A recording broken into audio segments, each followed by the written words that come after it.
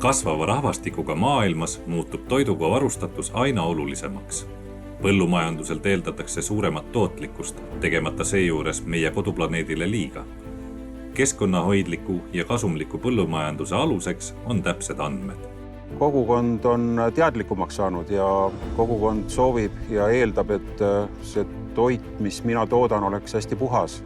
Ja mina katsun siis sellele vastu panna, et ma saan kindlasti põllu pealt puhta toidu. Arvutid on mul selleks abiks, kosmoseteadus. Et sellega ma proovin nüüd kaasas käia, et see oleks siis kogukonnale vastuvõetav ja arusaadav ja läbipaistev. Copernicus programmi Sentinel satelliitide andmed on seni veel põllumajanduses praktiliselt kasutusele võtmata. Suur enamus maailma talunikke planeerib ja dokumenteerib endiselt paberi ja pliiatsiga. Täppispõllunduse võtteid nagu vajadusepõhine väetamine ja saagikoristamise õige ajastamine, mis vähendaksid keskkonnakoormust ja suurendaks talunike kasumeid, rakendatakse vähem kui 1% maailma põllumaast.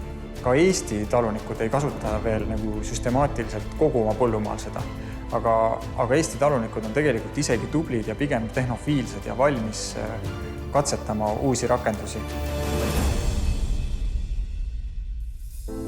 Üks esimesi rakendusi, mida me saame Eesti talunikele pakkuda juba aasta perspektiivis, on tuvastada ebanormaalse arenguga põllud. Ehk siis põllud, mis vajavad agronoomi sekkumist. Me kasutame selleks peamiselt Copernicus programmi satelliitide andmeid. Meie teeme nendest tooretest andmetest, mida on terabaite ja terabaite, väikse kergekaalulise, aga olulise info, mille põhjal ta saab teha targemaid otsuseid. Iga nädal teevad Sentinel-1 ja 2 satelliidid igast geograafilisest punktist maal 3-6 kordusmõõtmist, millest moodustub tihe aegrida.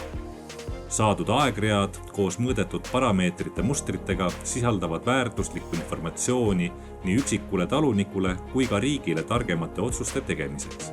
Kaugseire võimaldabki märgatavalt lihtsamalt ja kergemalt nii makseagentuurile kui ka taotlejale endale, põllumehele endale neid nõudeid kontrollida. Kui me räägime sellest RITA projekti raames tehtud algoritmist, mis võimaldab siis kultuure tuvastada, siis meie jaoks on see selline teine oluline samm selles suunas, et saakski automaatselt suur enamus nõudeid ära kontrollida selliselt, et inspektor ei peagi äkki kohale minema.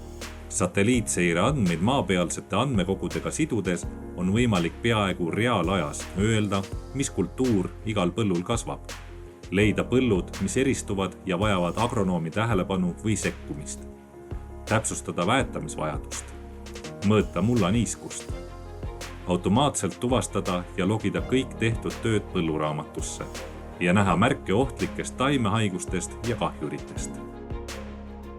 Kappatseta arendatud algoritmid ja tänapäevased masinaõppemeetodid võimaldavad sellest tohutult suurest toorandmete kogumist tuua kasulikud infokillud talunike ja riigiametnike lauale.